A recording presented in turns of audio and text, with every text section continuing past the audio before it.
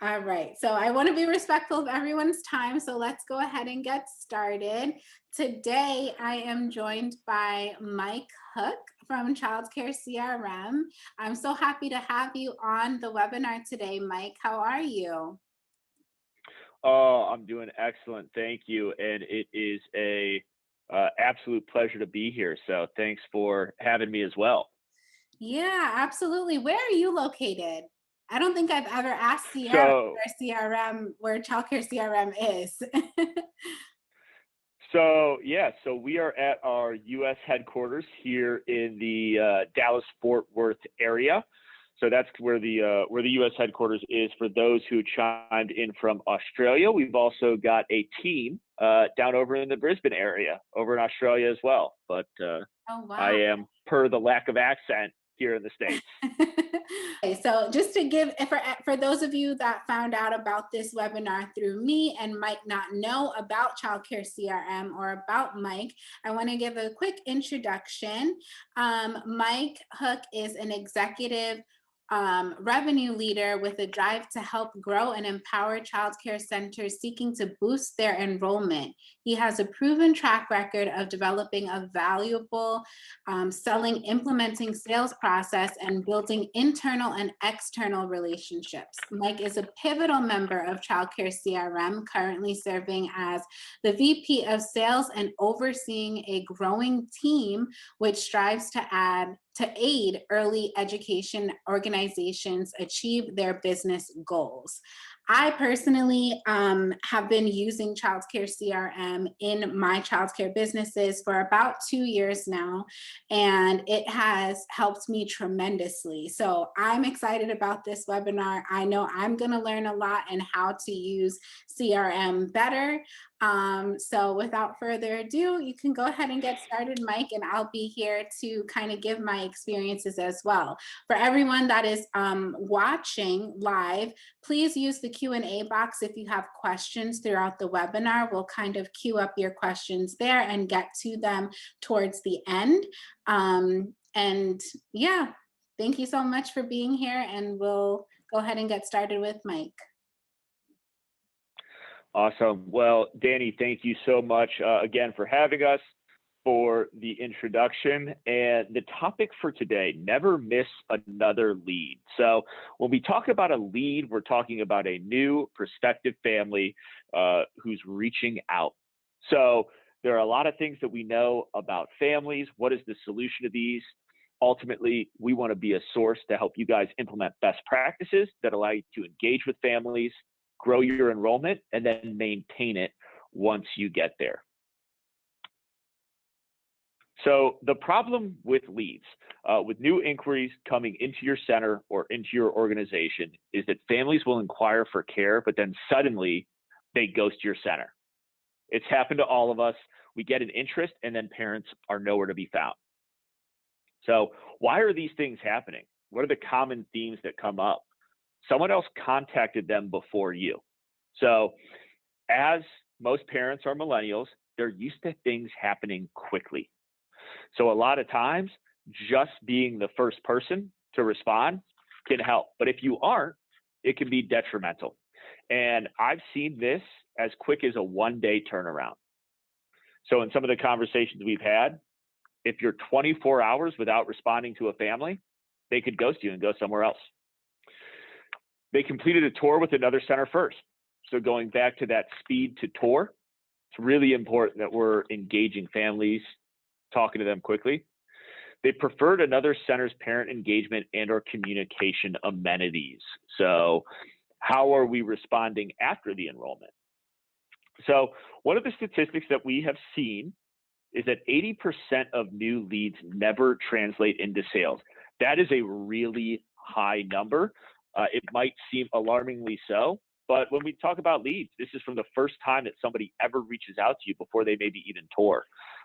So the number there is really high. So, Dani, I'd like to kind of ask you a little bit as a CRM user and as somebody who is an expert in the space. What is your experience with some of these things around leads ghosting you and how you've seen it in your business? Yeah, seeing 80% is actually, like you said, a little alarming. I don't know. I don't think that we are quite that high with the number of leads that don't translate into sales. We're probably around, like, if we're talking about from the initial phone call inquiring about care, we're probably around 40% that don't translate into sales. And most of the time, that's due to us not having the space or just not being able to provide the specific form of care that they're looking for. But that number is alarming. I can say that prior to getting CRM, that was more than likely the case, probably higher than that, because we just couldn't keep up with following up or couldn't remember, to that this parent called yesterday and they were looking for us to get back to them the next day. So it is alarming, but it's not that surprising if you don't have some sort of system helping you. Yeah, and the landscape right now is incredibly competitive when we look at it. And so what we're seeing, and this is from Hi Mama, is that 75% of parents have changed the way they've evaluated childcare providers due to COVID. So we had last year in 2020, and what we're just now getting out of, a world altering event. And it's caused people to go more contactless. It's caused them to go more digital. What we've seen is an increase in leads coming in through the web. And so when you think about, Dani, to your point beforehand, well, before you might have implemented childcare CRM, that number of lost leads is high. Well, it's really hard to manage a high volume of leads when it's done by email or when it's done by, a contact us form, and you're managing online segments and other marketing channels. When you have so many different avenues that are coming in, when they're disjointed from nobody else's fault other than time, it can be really hard. And so when we see parents evaluating and this change in how parents are evaluating centers, they want to know, hey, can you meet me where I'm at? As a childcare organization, are you going to be able to engage with what matters to me? And am I going to be able to have that quickly and comprehensively? And because of this, what we're seeing is that 69% of parents have shared that contactless technology is important to them when selecting a childcare provider, right? So parents want to know, is it maybe contactless payments? And this is kind of the breakdown of what we've seen from these reports. So contactless payments is important. Same with contactless check-in. So are you doing the pickup and drop-offs? Is that, be able to be handled through an app? Parent communication apps are big, at-home activity and content, digital documentation, assessments, and shared videos and pictures. So, I think there are a couple of things on here that are really alarming. Shared videos and pictures, 80% of parents would switch providers to be able to have this. And the other one, 63% at the top, digital documentation. So, Dani, within your organization as well, how are you seeing this transition to sort of the contactless engagement with parents? And is there anything specifically that you're using that you've seen have a really good engagement? Yeah, absolutely. I'm not surprised by that 80% of shared videos and pictures, because families love it. They love to share it with the grandparents and on social media. It makes it really, it helps them to be comfortable knowing that there is, they're engaged with what their children were learning and participating in throughout the day. And yes, teachers and administrators can tell them at pickup and drop off time what happened, or it could be written in a notebook or something like that. But actually seeing it and being able to share it not only helps them to be comfortable that what you're saying is true, but also they're sharing it and it's promotion for your business. Indirectly. So I would agree that this is something that a lot of families nowadays really value, being able to have this sort of these apps and different contactless methods of uh, activities and stuff in childcare. So right now, we use Kangaroo Time at one of our centers, and we use Tadpoles at another. And both of those platforms are great with sharing videos and pictures and daily reports. And they also have the contactless check-in options and payments. And because of COVID, we stopped taking cash and checks, and we only take cards or bank account withdrawals. So kind of shifting towards as less contact as possible is what our goal is. Yeah, and what a great shift that is too. And I think even on the shared videos and pictures segment of things, these can be really impactful early on with parents. Right. Are you sending virtual tours? You know, we saw have a big spike at the midway point of last year.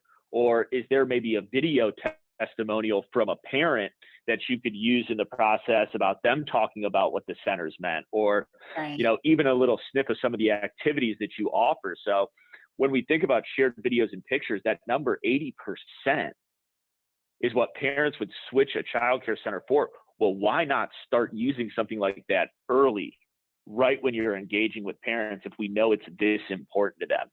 Show them that it's there early on, so that when you say, oh yeah, by the way, here's how we're going to engage with you once your child's here, you've already done that. So the proof point's built in.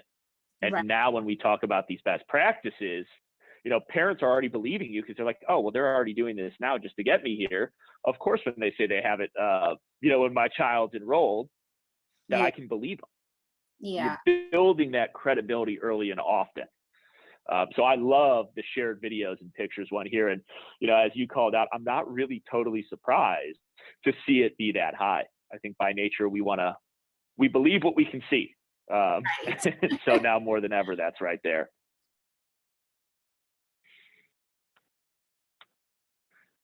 So we've talked a lot about the setup, some of the issues with lead, what we're seeing. So right, how can we help understand who our leads are to make sure that they're not falling out or going somewhere else? So first is understanding your target audience. So who are the ideal families that we want at our center? Are you a nonprofit? Do you work in an area that's lower income? Are you working in a more affluent area? Are there a lot of child care centers around you? Is competition really high? Or perhaps are you one of the few in your area? Know when to communicate and how. So what are you doing to help bring parents along in that buying journey? Are you sending the videos and pictures early on? How are you using automation to help with that?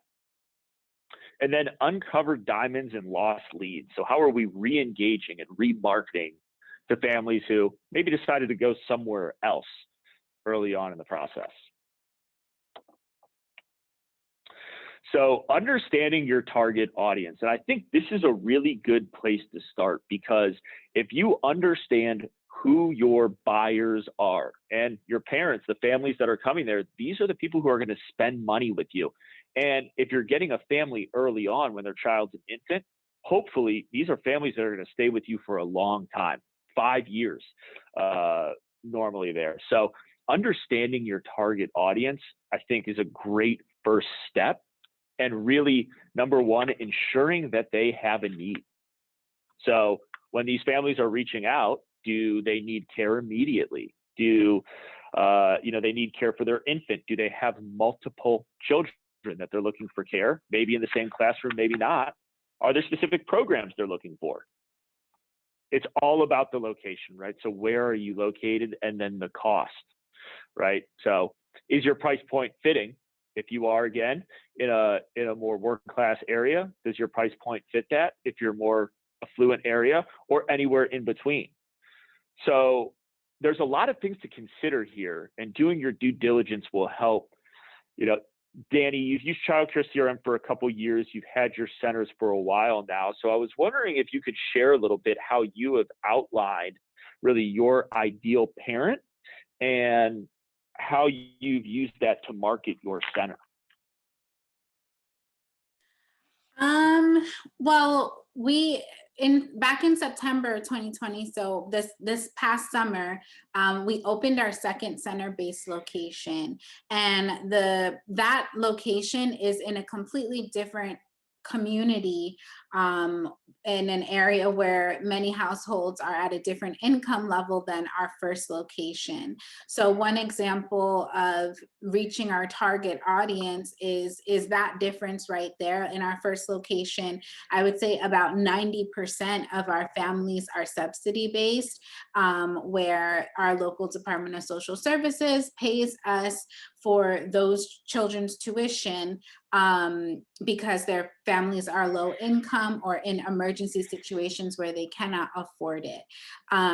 So in searching for children that we did not get our contract with our local subsidy agency at our first location for the first 8 to 9 months of us being open, and it really put a damper on our income and revenue, and we only operated at about 10% of our capacity for nearly a year when we initially opened, until we were able to go through with that contract. So I think making sure that you understand the income levels in your area, and that area also has free universal pre-K for children that are 3 and 4 years old through the local school district. So we also the following year got a contract with them. So I think it's important to, understand the community, understand the needs within your area of your center, because that's very different than our second location that's just 10 minutes away, where there is no free UPK. Majority of the families do pay privately, and the way that we go about targeting families and reeling them into our centers are very different. In the first locations community, we are heavily involved in community events, school district events, and going to back to school fairs and things like that, and going down to the Department of Social Services and leaving our flyers and things like that, when we don't really have to do that at all with the second location. And with that, we've built in things within our childcare CRM system to help us monitor. We did it in the beginning, so don't ask me, Mike, how I did it, or I don't remember. One of your representatives helped me to set this up within CRM, being able to label the categories of inquiries when they call, okay, they called us and they told us they have DSS, and generating those sorts of reports help us to think about these things and exactly find out what our target audience is between both centers.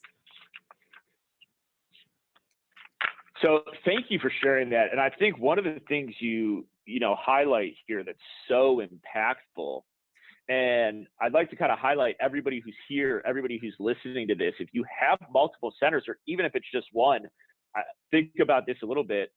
2 centers, 10 minutes apart, totally different ways to market them, totally different ways you're touring families, different ways you're communicating. And these centers are close.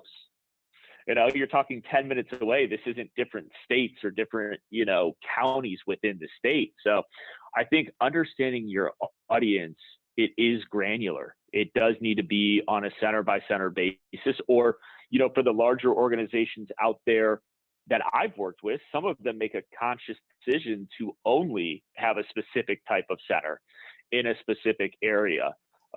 Maybe, for instance, they want something that's near school district. So that's how they build their acquisition model out. And, another thing too that you mentioned, when you look at your location, when you look at the demographic who's coming in, is, well, are all the families that are looking at our center in our same zip code?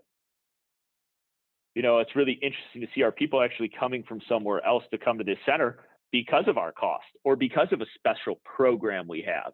And how are we understanding that, and how are we continuing to leverage that to help grow our center? So, understanding your target audience, absolutely, you do need to know not only what's bringing them in, but from there, some of the things that maybe aren't as easy to identify, where are they coming from, and how do we want to look at this, and how long are they staying? So are we creating this, and is it having longevity for us Right. from And infant to when they age out to kindergarten?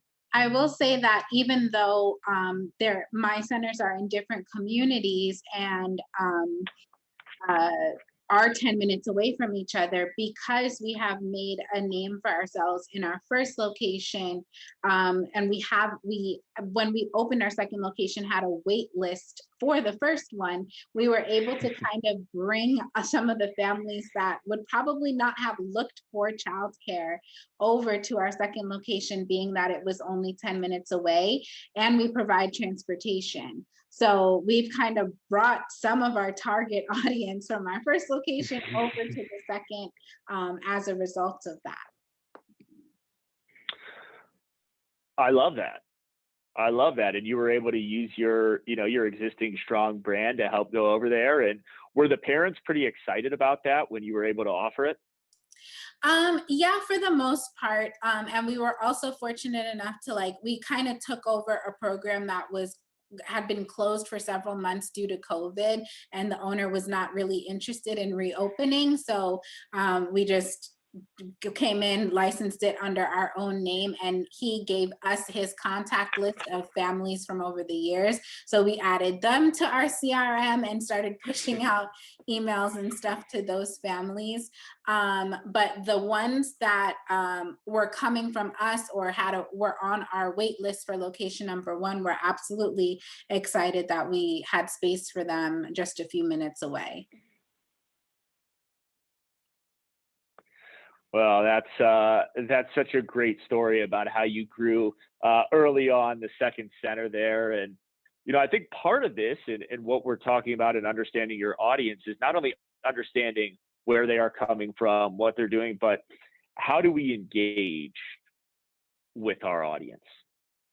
So 80% of today's parents to children under 12, millennials. And what does that mean? We all know there's all sorts of things out there about millennials, and I'm a millennial, I fit in here. But millennials grew up with technology. They grew up with, even in the early days, the Blackberries, right? So internet even was on phones there. The iPhone came out. AOL was there. So this is a demographic of people who are used to being on the internet. Millennials have had social network. They've been able to go on Google and figure something out instantly. So when we talk about right from the start, where are leads going, this importance of responding quickly, and not only responding quickly, but the importance of actually engaging with millennial parents in a way that they communicate, having that strong brand. Dani, you were talking about you had this strong brand at your first center. It allowed you really to go and fill your second one. There's, I'm sure, plenty of things that you've done without getting too much into your business model that have helped bring those parents along, right? Engaging with these millennials. So it is really important to be cognizant of that as you're building out your strategy, as you're understanding your audience, that millennials have grown up. And in order to be successful, you have to meet them where they're at. And a lot of times that's on their cell phone and on their computer. And with that is social media. So we live in this area of social proof. It's very easy to find reviews on companies. And so 62% of millennials said that if a brand engaged with them on a social network, they were more likely to become a loyal customer. So this idea of communicating in the communities where they're at. Facebook is a really big channel, Instagram, another one, and then showcasing positive reviews. So 82% of consumers read online reviews for local businesses before they ever even contact them. So, as we're talking about this, for everyone out there, I want to take a second really quickly and think about how you make decisions to do things. What is the first step that you go about? Do you make a call and hear from somebody, or do you go online to read a review about it first? Do you go search out word of mouth from a friend who maybe has had an experience with them already? Are you going onto their social network or Capterra for something like that? So think about how you engage and buy things, and realize that in a lot of ways, your parents are probably doing the exact same thing when they're looking for care. They want to go online and see, is this reputable? Am I putting my child, the most important thing in the world to me, in a place that's safe, that'll give me peace of mind, that'll help them grow, that'll help them develop? So, Dani, I'd be interested to know for you, you talked about having a really strong brand at your center. What socials and social networks are you using in order to get the word out and engage with your families? So I will be honest and say I am not doing a fantastic job at keeping up a great social media presence, as good as I know that I should be. We do have Facebook, we do have Instagram, and we also, run ads on them as well as on Google and Yelp. But we really do have the area where our first location is only a neighborhood that is 1 square mile. There's only 3 elementary schools, and we have, I think most of our leads come from word of mouth and also seeing our name throughout the community. Like I mentioned before, we provide transportation, which not many programs in the area do, and our vans are wrapped with our logo. So every day for several hours throughout the day, our van is driving around the community, and we often get, when we ask, how did you hear about us? A lot of the times it's, I saw your van driving, or they pick up a child across the street from me, and also going to those community events. But I will say that we have had cases over the past couple of years where people have found us on Instagram specifically, because oftentimes when we do have cute videos or we have events that we're trying to promote or push out, I'll run ads for them, and I notice that they're often like saved or shared, depending on how cute and engaging they are. So Instagram works well for us, probably mostly because that's what I personally am most comfortable with using, and I keep up with Instagram better than I do Facebook. Yeah. And so I think it sounds like that's a pretty good area for your buyers to engage. And are you also, in addition to the socials, are you doing anything right now to showcase any of the reviews that you get that make it easy for parents to find? We have on our website, on our company website, we have, about 2 years ago, I took video testimonials from families, about 6 or 7 of them. I asked them I set up a camera on a tripod during drop-off or pickup time in the evening, and asked a few of our families that I know had been with us for a while that would say great things. I asked them to leave a review or let us share their experience. So I put those videos together and took some excerpts from our Google and Yelp reviews that we have gotten, and put them on our website. So there's a tab on our website that says reviews for people that are interested in learning about how other people feel about us, to see that. But we also, in addition to people finding us from word of mouth or seeing our name throughout the neighborhood, a lot of them will say that they called because we have great reviews on Google specifically. So that really, showcasing our reviews does help a lot. Yeah. And having someone call in and reference Google and reference reviews, I think it all goes back to how are parents buying today, and how are parents looking at centers. They are doing that due diligence online first. So just by having good reviews, that already puts you in that category where now you're an acceptable place to go. If you don't have reviews, it's not the end of the world, because you can always start. Just one review is already better than none. If you start gathering those, and it's, with getting reviews, it's all about asking. So I think for all of us out there, and, Dani, I don't know if you have a specific process for getting reviews. I know you said you set up the tripod one day, but families generally, they want to help, right? people want to help people who are helping them, and taking care of someone's child is definitely helping them out. So if you are offering, all these contactless drop off that parents like, if you are engaging with them, if you are having a happy child who's coming back and saying great things, or, when you've got a teacher who a parent has great rapport with and they're feeling really good, when you hear good things from these parents, it's a great time to reach out and ask them, hey, would you write us a review?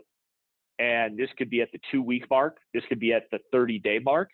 And you can really use communications in day timers and countdowns to help get that information from parents and help start building up these reviews. And, Dani, I think I love the fact that you have that tab right on your website, because the number one place that still generates demand more than anywhere else is a company's website.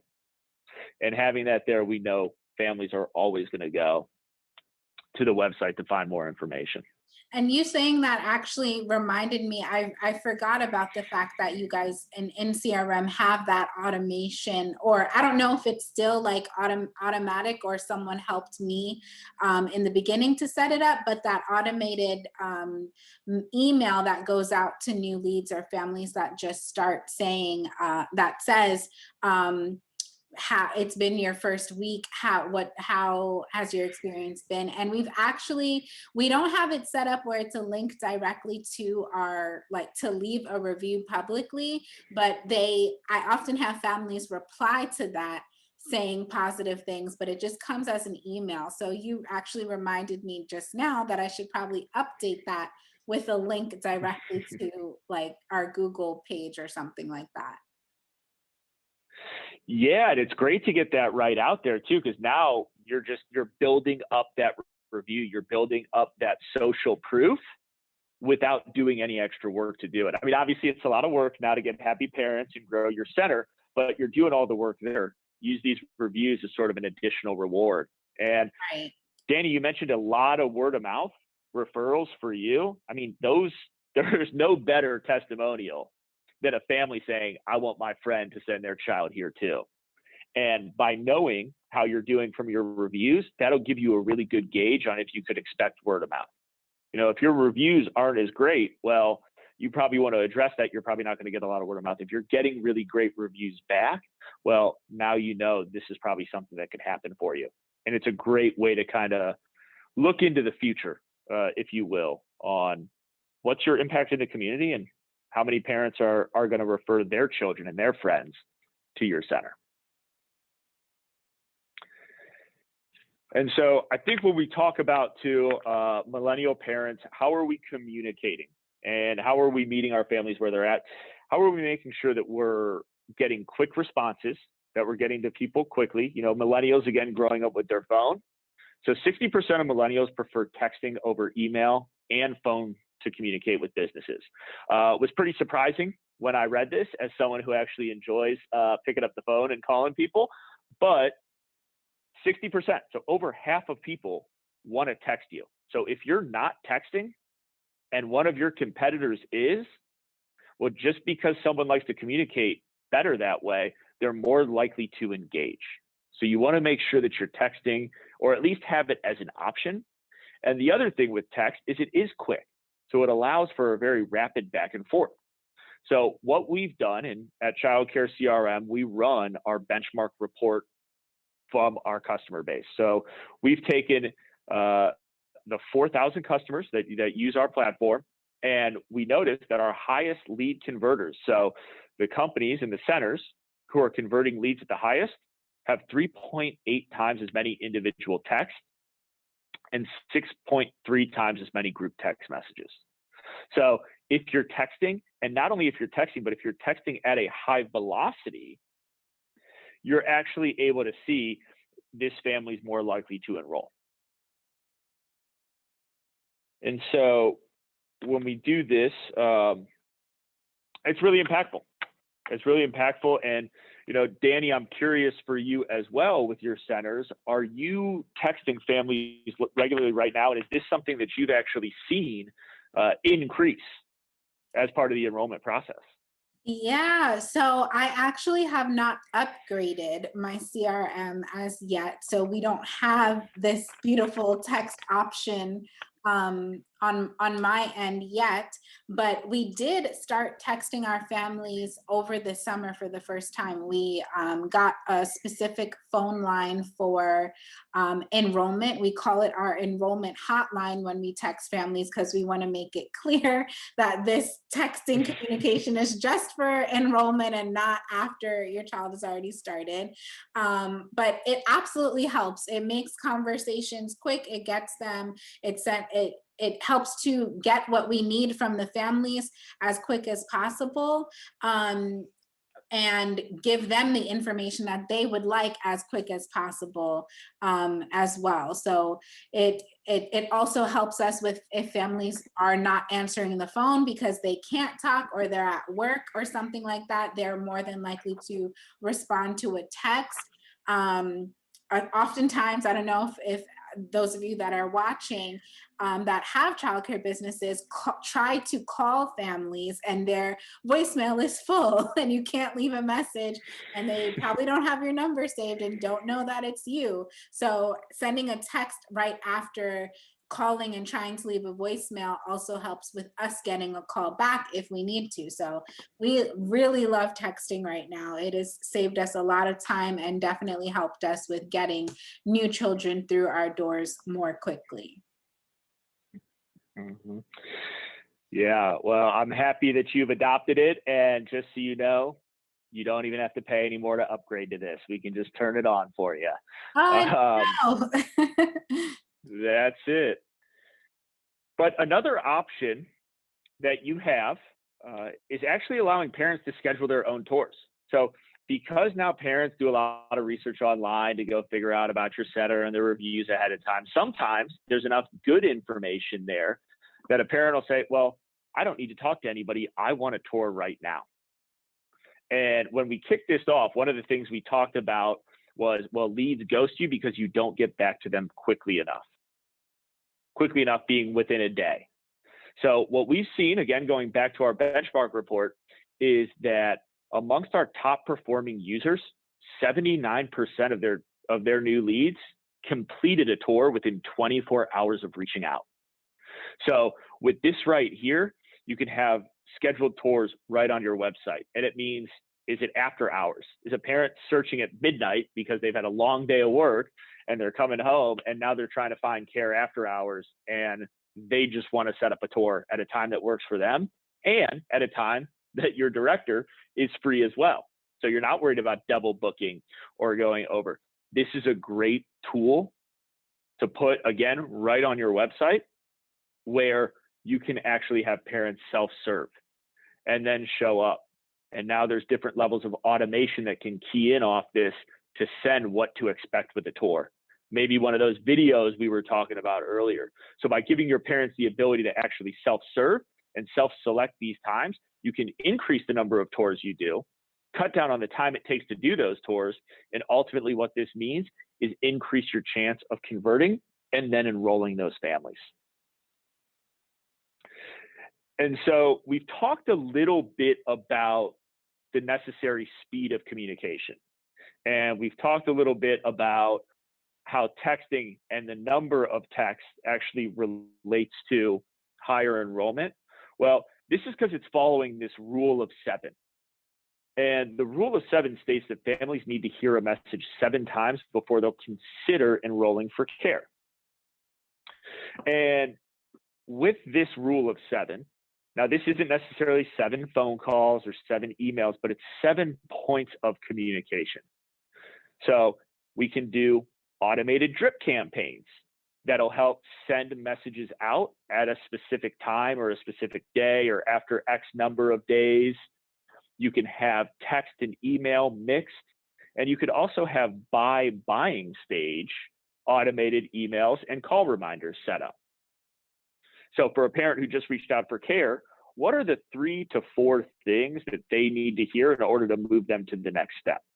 And then what are the handful of things after that? So as you go stage by stage in a parent's decision to buy or a decision to move forward with your center, How are you engaging with them, and how are you using automation to help make you, as a center director, as a center owner, have a wider reach and more touch points, but without adding extra work?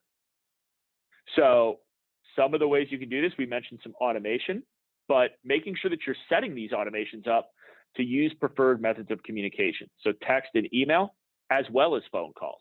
So mixing all three of those in together to make sure that parents are responding and you're meeting them where they're at. Changing the message throughout the journey. So if I am just reaching out for care, maybe I do want some of those testimonials from parents, or what to expect when I'm touring, or the questions to ask on a tour. Maybe these are the type of emails that I want, and the type of information that you can give me that will help better prepare me to tour. And then after that tour, maybe there are a child care center checklist, things that your child care center could have that, and maybe you skew it unique to your center or unique to your area, so that it helps parents understand what to expect there. These are all things that will help you to engage families, communicate with them more, and help drive them into the center. So Dani, I know we've had some conversations about the rule of 7 beforehand. So I was wondering if you could share some of your thoughts around the rule of 7, how maybe you're using it at your centers today, and how it's helping to grow some enrollment for you. Yeah, it's so funny seeing this slide, because my employee who is primarily responsible for maintaining enrollment and like getting new families to come in through the door, I always kind of joke with her about, I call it 7 touches. It takes 7 touches to get to gain a new customer. I don't remember where I heard that first. It honestly might have been at a ChildCareCRM conference or something a couple years ago. But it's just funny. I'm going to send her this clip of the webinar and make that joke with her again, because every time I see like missed, with CRM, you can see like if you miss a task or miss a phone call or email or something, I joke with her about that. But it's absolutely true. We have those automated emails that go out to the families, even if they stop answering our calls, or if they don't reply to a text message, or if they don't show up for an event they signed up for. What we do have is the automated emails that continue to drip out up to a certain number of weeks. And one of those final emails is letting them know that we will miss you at our center, basically letting them know that, we understand that you're not interested anymore, and there's, basically we won't contact you or something like that. And I would say half the time that those final emails go out, it prompts the family to call us and let us know, no, please don't give our spot away. We are interested. We'd like to register next month, and they're apologetic. So I do think that the rule of 7 does lead to success with new enrollments. And sometimes, as a consumer of other businesses, I rely on like emails coming to me. Like if I know that I want something and maybe don't want to spend the money right now, and I don't feel like writing it down to remind myself, I know they're going to email me. I know Target is going to send me that promotion 5 more times throughout the rest of the month. So I'm not going to forget about it. So that's kind of how I see it. At first, I was like, oh, I don't want to be annoying or bombard them with, marketing phone calls or try to solicit their business. But that's not how it is. It's just reminding them that we're still an option. We're still interested in providing this service that I know you need. We're here. Yeah, I mean, look, if you're anything like me, and if anybody, who's listening to this is anything like you and I are, there's never enough time in the day. Like, I've never gotten to bedtime and been like, oh man, I had way too much time today to get everything done. And we know center directors have so much going on, right? And we know that the parents do too, especially parents who have young children. So Is it reasonable to think maybe they forgot to get back about childcare? Absolutely. Right. So that reminder, those emails, those touch points, multiple going out, are a helpful thing. They're not pestering. They're not a nuance. It's people are busy. We sometimes need reminders. Right. And this is a great way to do it, and do it without taking extra burden, extra time in an already busy day for the director. And I think part of that, just leading right into uncovering diamonds and lost leads, is the ability to go back in time. So if you lose a family for whatever reason, maybe there's a teacher in the 1-year-old classroom that everybody loves. She is just great reviews. She's wonderful. But the 2-3-year-old classrooms aren't as great. Well, you can go back, re-engage those families, send out those drip campaigns, get them back. And so, Dani, there's a lot of different ways to message to families. Do you have anything that you're using from a messaging standpoint really quickly? I know we're getting down to time and we're almost done here, but is there anything that you use to re-engage families and lost opportunities right now? And has it been helpful? I don't think that we have anything specific other than CRM. I know that oftentimes after, like, if a family does move forward through our CRM pipeline and, doesn't respond to that final email, or it's been several months since they've inquired, we will mark them as a lost opportunity. But at least twice a year, we always send out some sort of mass email or text message through CRM to our families. And that will often bring back families that were initially interested a year ago or 2 years ago. And for whatever reason, just didn't enroll at that time, but wants to enroll now. But aside from using CRM, there's nothing else that we really do to engage lost leads.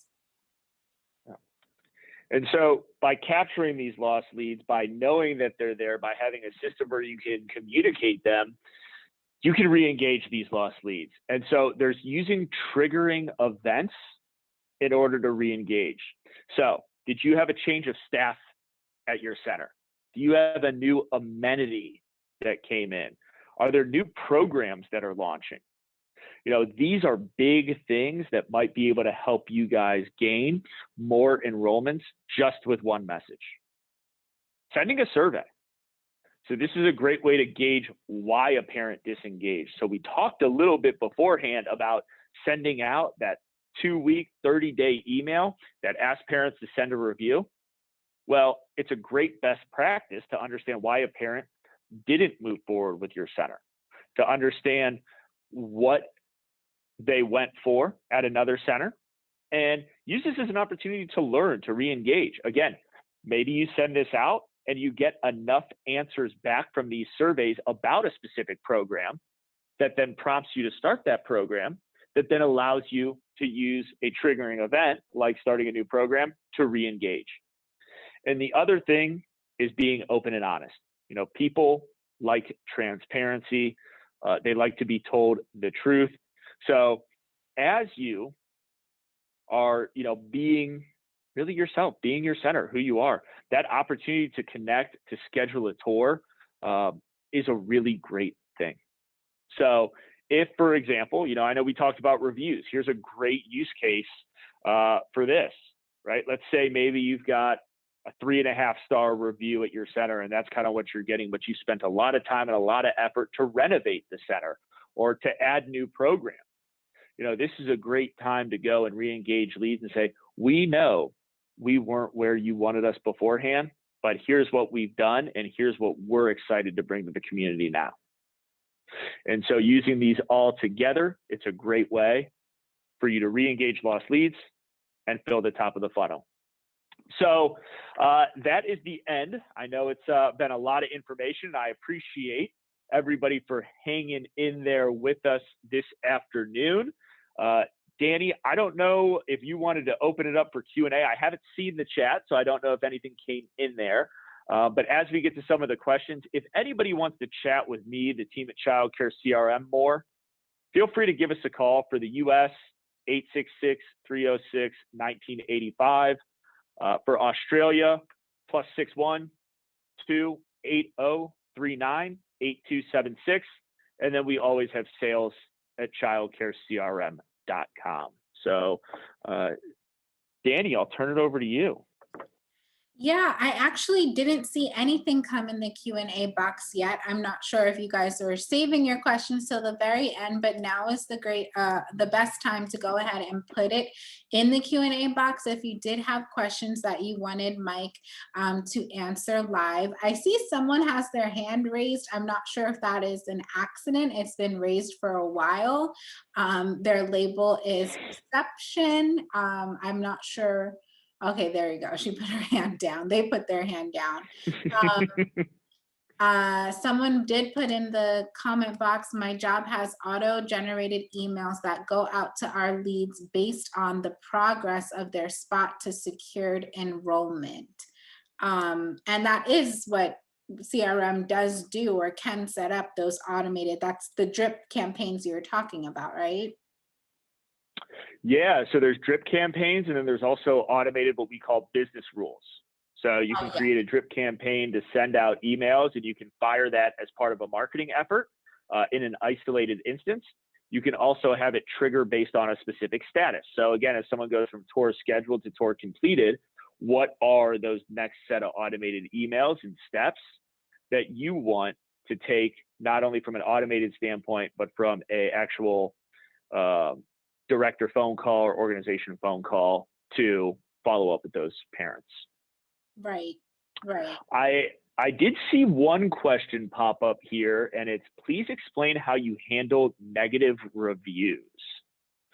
So Dani, has that happened to you? And do you want to take a stab at that one first as an actual center owner? I'd be happy to share some best practices around it as well. Sure, and I will be glad to listen to your best practices. So my center has been my first location. Well, I've been a childcare business owner since 2014. I started as a home daycare, and in 2017, I got my first center license. And up until late last year, so just a few months ago, I had never received a public negative review online. The first time that it happened to me was after a CPS case that we had to report. Unfortunately, thank goodness those children are okay, but as mandated reporters, that's something we have to do. And of course, that resulted in a negative review from the family. So I did see the review, and my initial response was emotional, but I didn't want to answer it in that moment. I gave it a couple of days, then went back to it and basically responded with, being sympathetic and just explaining the facts surrounding that situation, and shedding light on the fact that we are mandated reporters, and this is something that we have to do. And even if it might be an uncomfortable phone call to make, this is what we are legally obligated to do. And just kind of being apologetic and sympathetic and just being factual, and not necessarily like pointing fingers or exposing too much personal information, just being sensitive, especially about that topic. But I would say initially a negative review, especially for a center owner who's invested in the business, can be emotional, and taking a step back and maybe letting someone else read your response before you post it, I think is helpful. But I'd love to hear what you think, Mike. Well, a lot of what you said is spot on. And I have never seen anybody change someone's mind from negative to positive through typing on a keyboard or responding to comments. Right. So I think you're spot on. Number one is you have to take the emotion out of it and realize, like, is this somebody who's on here and just is unhappy and this is a invalid negative review, or is this a valid concern that I need to handle? So I think understanding that first and foremost, so taking some of the emotion out of it, which is very difficult to do, but necessary. The next thing from there is really, like you said, having a very non-emotional, but factual response, acknowledging, apologizing, and then giving some type of direction or resolution to that. Because remember, these negative reviews, people are going to listen to your responses and read your responses on these negative reviews, probably more so than they will on the positive ones. Right. Because people want to know. So this is actually a great time for you to build up some of that EQ, that emotional intelligence you have, in order to give a very strong answer that makes people feel safe when they're reading it, or that just, as you said, Dani, calls out the facts like, hey, this is a legally mandated thing we had to do. Right. And I did this to make sure that we're keeping our center safe, you as a family safe, and your child safe. Right.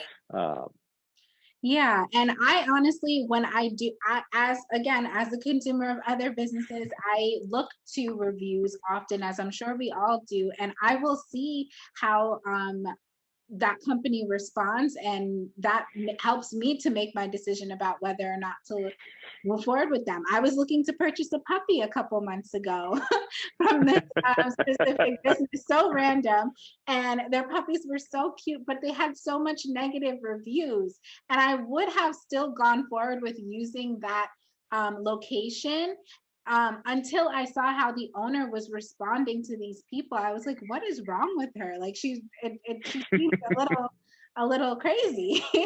So yeah, I think it's all in the response. We do have one more question from Briani. I hope I'm pronouncing your name correctly. She'd like to know, in terms of 7 touches to make a sale, do you recommend a timeline for those 7 touches, or is it more of a case-by-case situation for each lead? What a great question. Yeah. I absolutely suggest a timeline.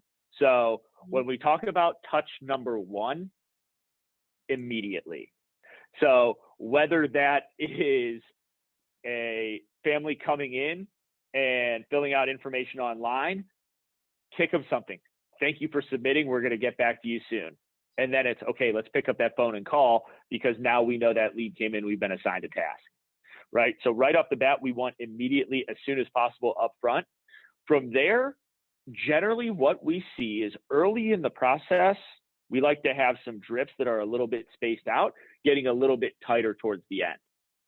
So think about early on, you get that first inquiry, you send the email out, you follow up, you don't get a hold of the family. Well, now you can set a follow-up task for a call, but also let these automated emails come into play. So maybe the following day you're sending a text message to them, automated out through a system using templates. Then 2 days later, you've got an email. 3 days later, you've got a phone call. And that would all be in this like new inquiry stage, right? Before you actually got a hold of a family. Then once you get a hold of them, it's okay, now we've engaged this family, we're going out to schedule a tour. So we want to pick up the frequency a little bit there. And then finally, once you get that tour scheduled and once you get that tour completed, now we've gone through this, and the tour completed being the critical event and a family deciding to move forward or not. So you want them done in a pretty quick window. The other thing that you can do is you can always set up conditional drip campaigns based on a start date. So if you know a family says, hey, I'm starting in 6 months from now, so we're going to have our child in 3 months, we want to put them in 6, you can actually create a drip campaign that will allow you to communicate with that family in a consolidated window over that 6 months. So in that regard, maybe you want a little bit of a longer drip that's coming out with what to expect on your first day. Now we're staying engaged with them. So you absolutely do want this all to happen quickly, because we know parents will decide relatively quick. I think 7 to 14 days a parent can, look for care, decide on care. Sometimes it's even quicker. So you do want to make sure you're operating within that window, but there are scenarios too where you want to be mindful of, hey, we've decided to move forward with you, but we want to stay engaged. So how are you doing that in a respectful manner there? So hopefully that answered that question well. Yeah, and that was a really good question, Brianni.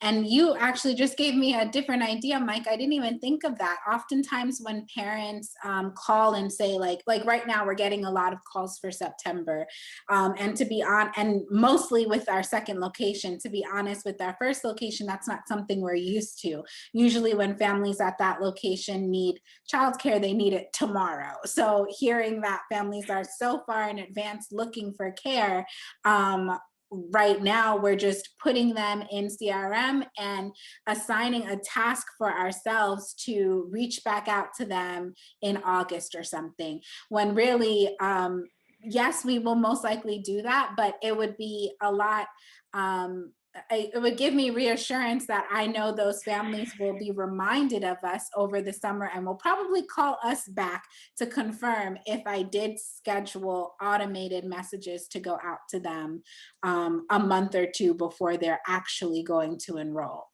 So I'm going to look into setting those up. Give us a call. Yes, but we are out of time, and I do not see any more questions in the Q&A box. So I wanted to really thank you so much for being here and sharing all this information with us. Would you mind repeating how anybody that does not already have CRM can get in contact with you guys or learn more about you? Yes, if you want to know more about Childcare CRM, you can go to our website, www.childcarecrm.com, poke around, see if there's anything there that interests you. If there's more you'd like to talk on that we covered today, you can give us a call. If you're located in the US, that number is going to be 866-306-1985. And if you're in Australia, +61 2 8039 8276. And you can also send us an email to sales@childcarecrm.com. Perfect. And if you could, you or Sierra could email that information to me, I'll definitely include it in the video replay that I send out. So for any of you that might have missed some of the things that we said, check for the replay, and I'll also include the contact information within that email as well. And again, thank you so much for being here, Mike, and thanks for all the information you shared, and I hope to talk to you soon. Absolutely. Well, thank you as well. It was a pleasure, and thanks everyone for joining us. Yep. Have a good night, everybody. Bye-bye.